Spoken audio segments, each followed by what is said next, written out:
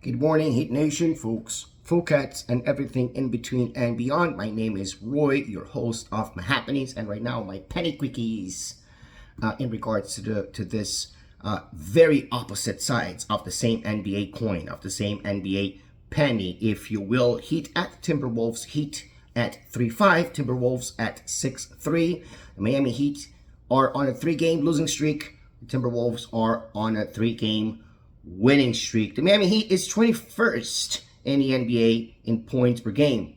The Timberwolves are 9th in points per game. We have 110.8 scored normally. That's our average. Their average is 116. The Heat are, if I'm not mistaken, let me get this statistic correctly, because this one is one that escaped me a couple of times. So in rebounds per game, the Heat do a little bit better. We are 18th with about 43 rebounds per game on average, and they are 24th with about 41 rebounds per game, for 41.8 rebounds per game on average. In terms of assistance, they are 10. We are 13th, and that's not a big deal. In terms of opponents, opponents allowed per game, opponent points allowed per game, they are 9th with 109. And we are 14th, 5 places below them with 111.9. In the injury report, we also have the worst hand, let's just say, right? We don't have the two-ways, Josh Christopher and Keshad Johnson, whereas Drew Smith is still in the team. Both of them are in the G League for the two-way contracts. Kevin Love is still out for personal reasons. JJJ is questionable in his return to competition conditioning. Butler is out with an ankle sprain. How long is Butler going to be out? It's a great question. We don't know. When will we know? When he's back. When he's questionable in the injury report, which could be in 2 weeks or in a month or more. And we will not know this timeline ever until Butler is back. The reason why I was angry in the last video, and I went on a rant that spammed talking about the team's inability to make changes, which was something that I knew before, and I shouldn't have gotten angry about that, because we already knew coming into the season what kind of team we had and what kind of changes we did look to make. Angry about Butler's stardom, because we don't want to be without Butler, but at the same time, we cannot count on Butler for the regular season. I think for bulk of games, a lot of games we can, and it's also that's not true. Again, right? I was angry, but the truth is, most of the times when you're angry and you're ranting, you're not right. You're just saying things. Just like another person was ranting, why didn't Nikola Jovic got more minutes? And it's very evident after 7 games after 8 games that he just shouldn't. He shouldn't. That's simple. Jovic is a guy that should likely be playing, coming out well in the first quarter. But when Butler is back, I would move Rozier to the bench. There was another part that I was angry. I was angry at the website not having all of the stats compiled. It's nothing to do with you guys. I was angry at the fact that there could be cheating in the NBA and there is no federal tribunal, federal court to judge against it. So my anger was spammed a lot, but obviously this is a frustration that we get with, blue collar life, and at the same time having to deal with, the ups and downs of sports. The Timberwolves will only not count with their 3 G League two-ways and with Leonard Miller, who is on G League assignment. Before I continue here with this game, I just want to say, right, again, if you guys follow us on Twitter, that's My Happenings, on Facebook, My Happenings, TikTok, My Happenings 8, Instagram, My Happenings 1. I'm trying to get the content for Prize Picks more onto Facebook and onto Instagram, because there's just too many channels that do this, responsible channels that do this, and they give so many projections, so you can pick from a particular pool. So the way that I've been doing is I look at about 3 websites, including FanDuel, for projections. I make my decision on what projections are the best rated. I make my decisions on what projections have the bigger differential between what the prop is and the projection is, and then I make my decisions. But I'm not just going to willy-nilly say what bets I placed. I'm going to put the bets that I lost, the bets that I won, all at the same time. I've been doing about 50-50 in the past couple of weeks, which is not bad at all. It's just money made, not money lost. And I would love to talk about the picks that I had. Yesterday, I had picks for Inter Miami because I knew that Messi was going to shoot on goal, not on target. He was going to shoot, but he did. He was going to shoot on goal at least 5 times. I knew that Atlanta's goalkeeper was going to make at least 4 to 5 saves. And then I went with other props from the NBA. And of course, that was a winning bet, but a very sad day. Inter Miami broke the record in the MLS for points made in the regular season. And they played and won their first playoff game against Atlanta. But in the best of 3, they lost the last 2 games yesterday, 3-2. 2-3, right? Goals, and that was quite a bummer. But whatever I have to say about Inter Miami is not going to be in this video. It's going to be maybe in a different video because I have to say some stuff about Inter Miami. Again, my background is soccer, right? So all of the anger from last game is washed out. I'm not angry right now. Do I think Spo is doing a good job? No, I don't. I can't, right? We can only see that a coach is doing a good job when the team is winning. Otherwise, we can't say that a coach is doing a good job. But we can say perhaps he's doing the best that he can with the material that he has. But that's also not true. I don't like this inconsistency with the lineup because Coach Spo wants to, hey, let me see a thing. I know there are 82 games. And I know that the people that are on the top right now are probably going to be on the top by the end of the championship. And the people that are on the bottom are probably still going to be on the bottom at the end of the championship. But there are so many other teams that are not necessarily going to be either on the top or on the bottom. And they're fighting for that middle.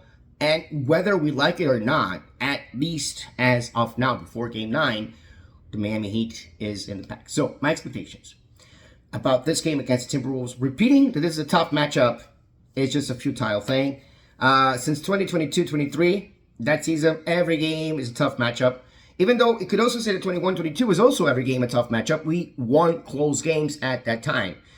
This season, and for the past 2 seasons, we have lost all of our close games, and we have lost every single game against a team with a winning record since April 2nd, and before April 2nd, it was early March.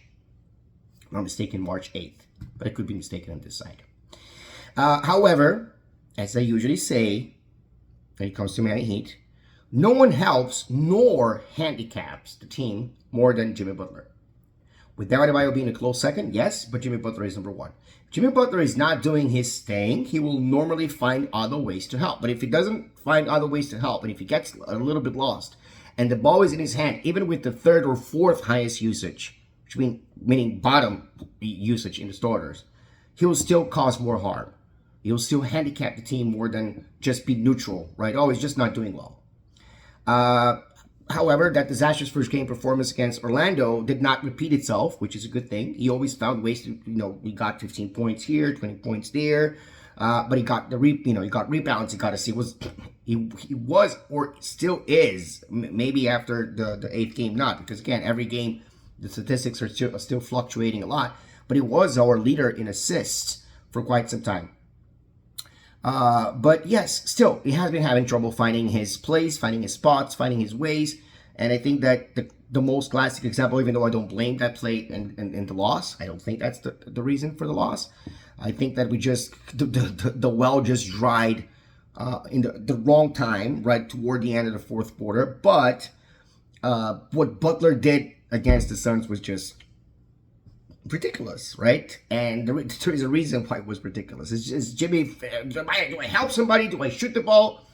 He never had this problem before. So what is causing now him to hesitate so much within the context of this team is something else to be investigated. I think the people at 5 Reasons Sports, they do it very well. And I love the fact that they talk about it. But I'm still not going to get him off the hook. There's still softball question. They still ask softball just like every other reporter. And the franchises still have too much power. And the franchises do not answer to their fans. Miami Heat being one that least answers to their fans. And we just accept that this is just the way that they do it. And that's okay. The downside of not having Butler is obvious. Whether we like it or not, Butler is to us what Edwards is to Timberwolves. So us not having Butler is the equivalent of the Timberwolves not having Ant-Man. We will also miss one of our only great two-way players. And it's been essential on defense. But there is also an upside, right? The upside is seeing Spo being forced to make a lineup change.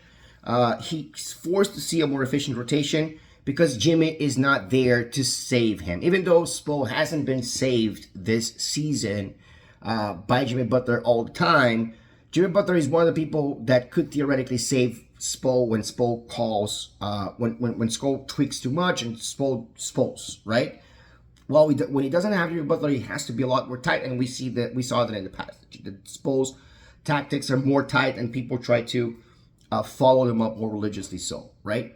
It also show us what the team can be without Butler because, for example, right now, we don't have to worry about, it's also more natural to have Rozier in the lineup. We're not worried about Rozier hogging the ball a little bit more, just as long as he doesn't over-dribble, overpass, overstep to the side, overstep back, and try to get impossible shots out, more difficult shots than necessary, we should be fine. The worst layup team in the league, maybe we can benefit with Pelle Larsson getting more minutes, for example, especially if JJJ is on the team. Pelle Larsson is probably going to have to take a lot more minutes. Of course, I predict seeing Highsmith and Burks coming in the lineup as well as Thomas Bryant. I don't know if we're going to see Ware again, but we did get to see Ware in the past two games. We did get to see Ware guarding Nikola Jokic, and we saw that Ware versus Bam. Come on, it just makes no sense. So we'll play better as a unit, I believe, right? Of course, Bam will be tasked with more offensive responsibilities, and yet it still has the same defensive responsibilities. But again, if we have Larson, if we have Highsmith inserted into a lineup with Bam, we have a little bit more defensive security, right? So that is a situation that could be interesting. I think we're going to be more efficient. I don't think that we're going to be as embarrassed as we think we are. I think that the outcome is going to be even better than if we had Bam at this juncture of the championship, if that even makes sense. And I predict that the Miami Heat will come out of Minnesota with a loss. I can't say that we are going to win. I can't say that I'm optimistic that we're going to win because I'm not delusional. I'm optimistic in general. I think this team is going to be a lot better by the end of the season than it is right now. Really. I really do. And I mean a lot better. I mean over 500 as opposed to 2 games or whatever it is under 500. That's what I mean, right? But I don't think that we're going to win this game against the Timberwolves. I think that we are not necessarily at risk of going on a 7-game losing streak like last season because we have the Pistons in front of us. But we have to figure it out. Otherwise, we will. Literally, after this game, we still have 3 games in the West, on the road. Sorry, one of them against the Pistons, 2 of them back-to-back against the Pacers. We can win the Pistons and lose the Pacers. Again, right? Which, by the way, we can expect that to happen.